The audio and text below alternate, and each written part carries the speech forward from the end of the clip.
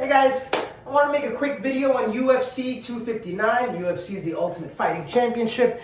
It is the sport of MMA, mixed martial arts, and as a geography professor, I love how global this sport is. Even though it is a sport of fighting, I consider it a sport of peace, bringing so many different people from all across the world together to train, to learn, to fight, and then to bond. Right? And so UFC 259 is no different. It is going to be a magical event. And there's a couple fighters I wanted to talk about. One, there's going to be a bantamweight championship fight. The bantamweight championship is at 135 pounds. And there are two people that are going to be fighting for it. One is Aljamain Sterling, the Funk Master, who was born in upstate New York. His family is from Jamaica. He wanted to escape a life of gangs and violence, and so he joined the wrestling team, and that took him further and further through college, him growing. He actually trained on a wrestling team with John Jones, and then eventually he saw a way to turn this into sports, into a career, and to develop. He actually trains in Long Island at the Serra Longo Gym. Maybe you're familiar with Matt Serra. Matt Serra, I believe, was the first American black belt under Renzo Gracie.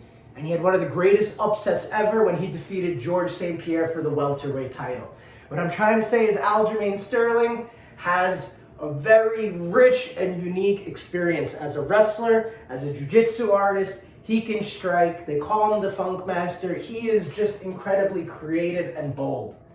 The guy he is fighting is Peter Yan. His nickname is No Mercy. He is out of the screen. He is all the way from Siberia, the frigid cold, right? Some places in Siberia spend months without getting any sunlight. I personally am somewhat terrified of some of these Russian fighters. I feel like they just come from like ultimate pain. And it makes me think, like, how do you break somebody like that?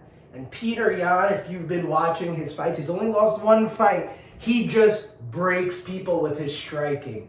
What he practices is Muay Thai, right? And in fact, he actually even goes to Thailand to train as well. He's a blue belt in Brazilian Jiu-Jitsu, so not that far advanced. But he is a vicious striker when it comes to boxing and Muay Thai. He uses his fists, he uses his elbows, he uses his knees. What's going to be interesting about this fight is whether Aljamain Sterling is going to be able to take this fight to the ground, right? And there he has an advantage over Peter Yan. Now, Peter Yan maybe has a slight advantage on the stand-up.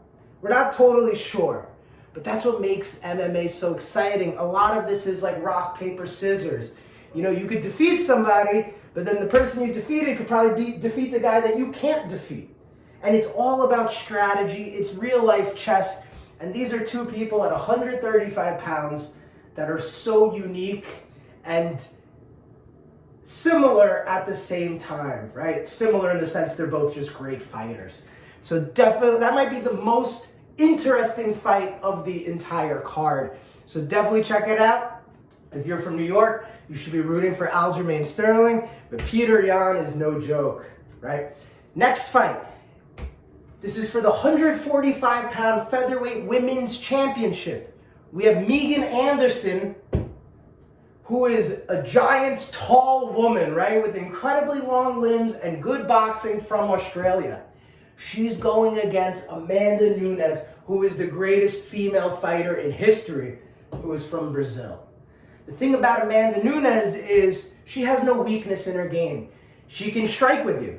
But if you're a better boxer than her, she'll just take you down and choke you out, right? So she is just good everywhere. Megan Anderson is going to have to keep this fight standing up. And she is a huge underdog. I think if you put $100 to win on Megan Anderson, you might win like $950. So it's not a bad bet, right? Because in the octagon, anything could happen. But we're trying to expect her to beat Amanda Nunes, who's the greatest female fighter ever. Now, the last time there was the greatest female fighter ever, we thought of Ronda Rousey, and we thought she was indestructible.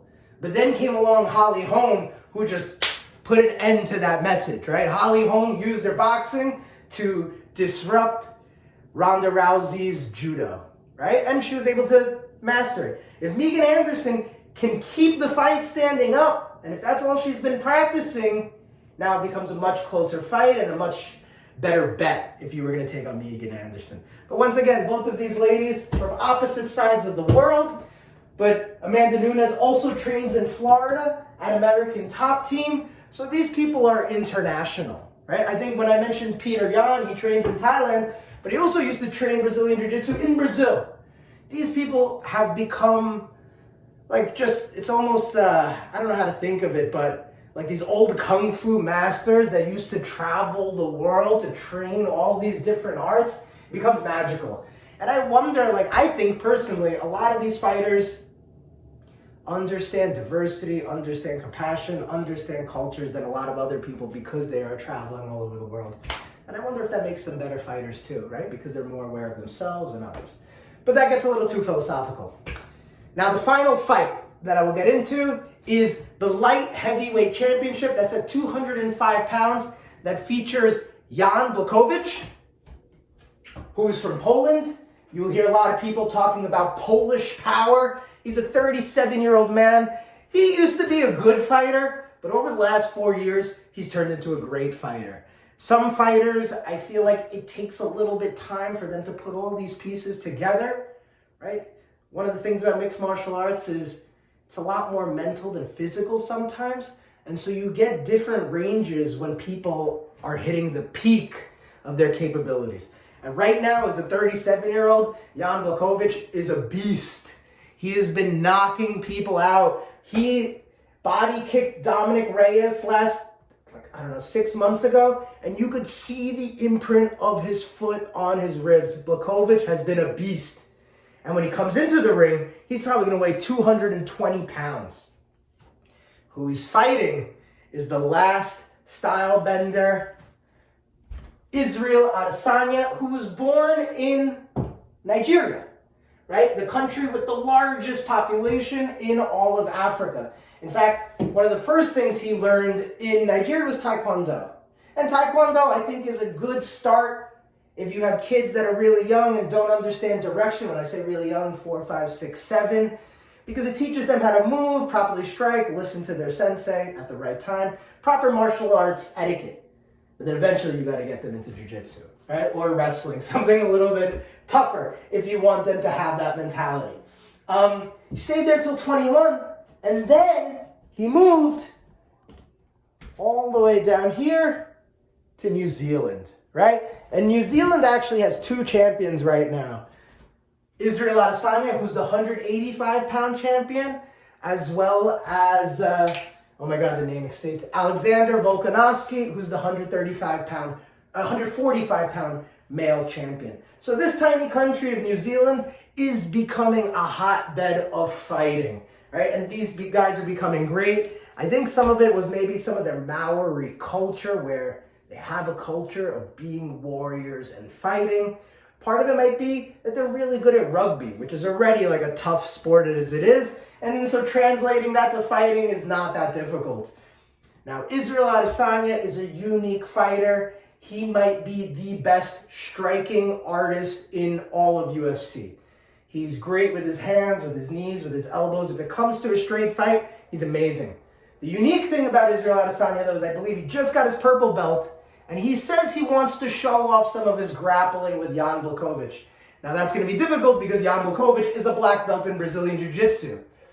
This is going to be one of those fine debates of what wins, speed or strength.